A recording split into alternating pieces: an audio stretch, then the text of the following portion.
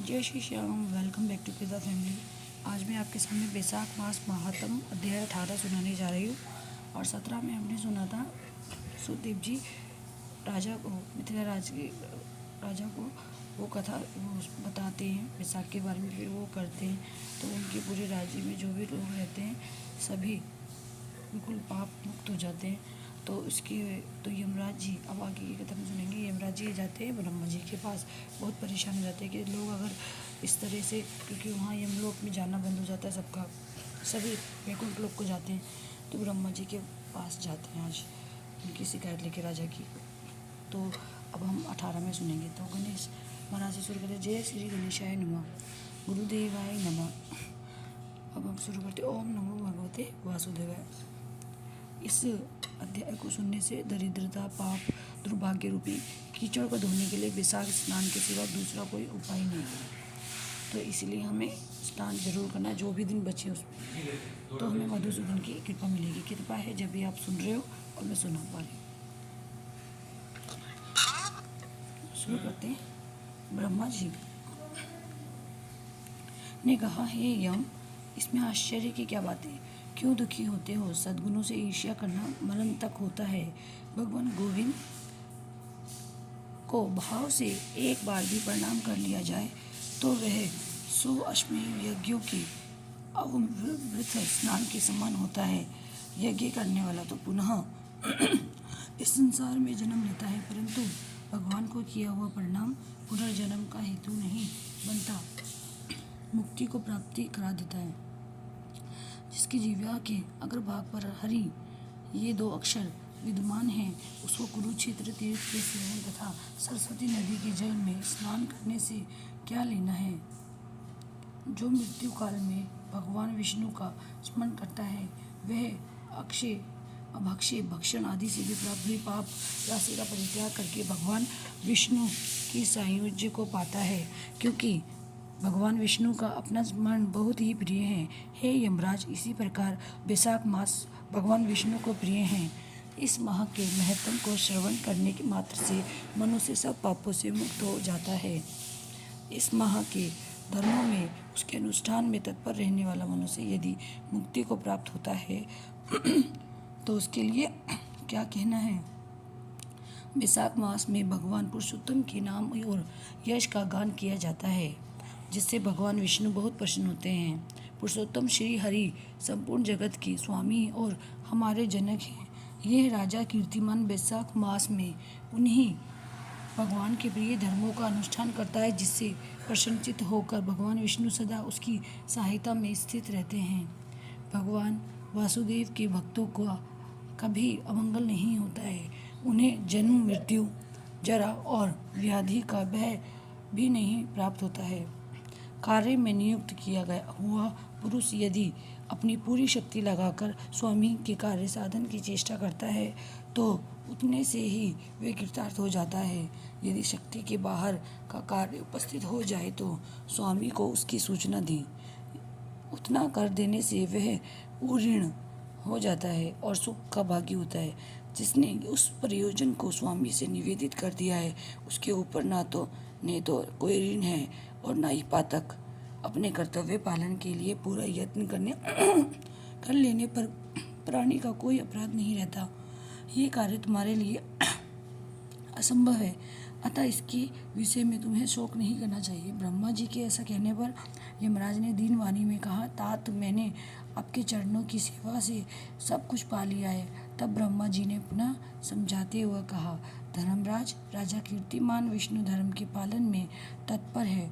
चलो हम लोग भगवान विष्णु के समीप चलें और उन्हें सब बात बताकर पीछे उनके कथन अनुसार कार्य किया जाएगा। वे ही इस जगत के कर्ता, धर्म के रक्षक और नियामक हैं। इस प्रकार यमराज को आश्वासन देकर ब्रह्मा जी उनके साथ क्षीरसागर के तट पर गए। वहाँ उन्होंने सच्चिदानंद स्वरूप भगवान विष्णु का स्तवन किया। ब्रह्मा जी की स्तुति से संतुष्ट होकर भगवान विष्णु वहाँ प्रकट हुए। यमराज और ब्रह्मा जी ने तुरंत ही उनके चरणों में मस्तक झुकाया। तब भगवान विष्णु ने मेघ के समान गंभीर वाणी में उन दोनों से कहा, तुम लोग यहाँ क्यों आए हो? ब्रह्मा जी ने कहा, पद के श्रेष्ठ भक्त राजा की यदि तुम मुझ पर दया करोगे तो तुम्हारा सब मनुष्य वैशाख धर्म के पालन में संलग्न हो गए, आपके अविनाशी पद को प्राप्त हो रहे हैं। इससे यमपुरी सुनी हो गई है लकड़ी की भांति पड़ा रहा। उनके ऐसा कहने पर भगवान विष्णु हंसते हुए बोले, कहने लगा कि मैं लक्ष्मी को त्याग दूंगा, अपने प्राण, शरीर, श्री वत्स को दुनिया, विजंती माला, श्वेत माने, धाम, क्षीर सागर, शेषनाग तथा गणेश को भी छोड़ दूंगा, परंतु अपने भक्त का त्याग नहीं कर सकूंगा, जिन्होंने मेरे लिए सब भोगों का त्याग करके अपने जीवन तक मुझे सौंप दिया है, जो मुझसे मन लगाकर मुझ में मेरे स्वरूप हो गए हैं। उन भक्तों को मैं कैसे त्याग सकता हूँ? जहाँ से राजा की मन को इस पृथ्वी पर मैंने 10,000 वर्षों की आयु दी है, उसमें से 8,000 वर्ष तो बीत गए हैं। शेष आयु और बीत जाने पर उसे मेरा सायुज्य प्राप्त होगा। उसके बाद पृथ्वी पर बैन नामक दुष्ट आत्मा राज का राज होगा, जो उन वेदोक्त महाधर्मों का लोप कर देगा। उस समय वैशाख मास के धर्म भी छिन्न भिन्न हो जाएंगे। बैन अपने ही पाप से भस्म हो जाएगा।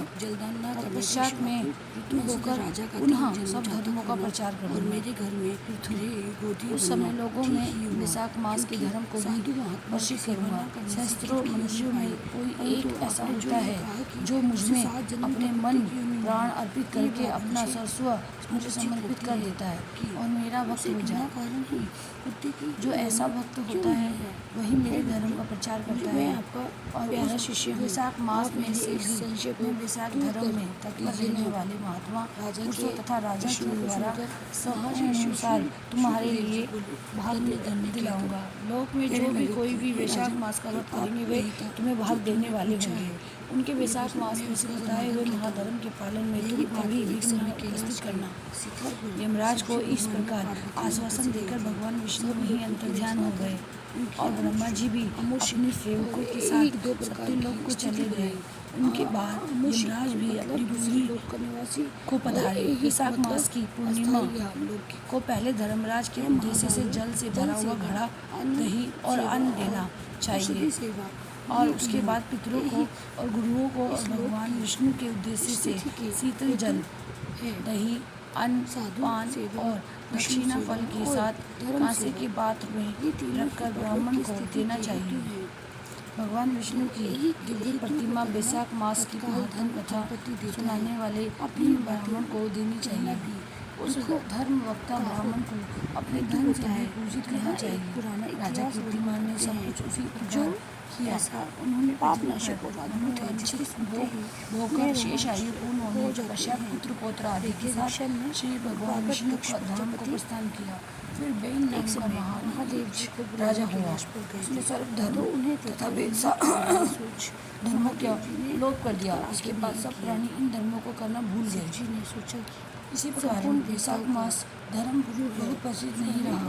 विष्णु भगवान के कोई बिरले भक्त ही हैं इन धर्मों को जानते हैं। गुरु शिष्य के लिए मिथिलापति ने कहा, महामते दुरात्मा दुरात्मा राजा बेन प्रथम सेवक में ये राजा पेशवा को कुलभूषण कीर्तिमान अंतर्दृष्टि है। ये बात पहले मैंने आपको मुख से रखी है, परंतु इस समय आपने जो आपने और भी बात कही है, ये राजा जब बैकुंठवासी हो जाएंगे उसके बाद राजा बैन उत्पन्न होगा। मेरे इस संशय को आप से न कीजिए। सुखदेव ने कहा, राजन पुराणों में जो भी विषमता प्रतीत होती है वे युग भेद और काल भेद की व्यवस्था के अनुसार है, इसलिए कहीं कथा में सम्मिलित है। ऐसा अहंकारिता को देखकर धन के उसके अपमानित होने की आशंका नहीं करनी चाहिए। शमशान में वैशाख मास महात्मा बताया 18 संपूर्ण हुआ। संग में रात दिन में भूत प्रेत ने देखा पिशाच वैशाख मास महत्व चतुर्थी महीना है रहते तो इसी रात में टाइम बाकी बचा है तो अपनी कन्या संधि कर दिया। उस अपॉर्चुनिटी को खोनी नहीं। ये भी अलग धर्म हो गई।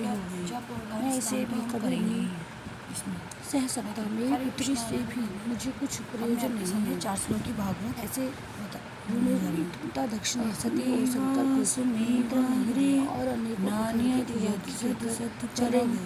पश्चादहं यदि तच्च योऽवशिष्येत सोऽस्म्यहं तृतीयथं यत् प्रतीयेत न प्रतीयेत चात्मनि तद्विज्ञादात्मनो मायां यथा भासो यथा तमा सब देवता यज्ञ में आए तब सती की इच्छा यथा महान्ति भूतानि भूतेषु चावशेष्वनु परिविष्ठाने परिविष्ठानि महादेव जी यथा करने पर तथा तेषु न तेष्वहम् जाने की मन में ठानी। एतावदेव जिज्ञासं तत्त्वजिज्ञासुना आत्मना अन्वयवेतिरेकाभयं यत् स्यात् सर्वत सर्वदा। बोलो बांके बिहारी लाल की जय। हैप्पी अक्षय तृतीया।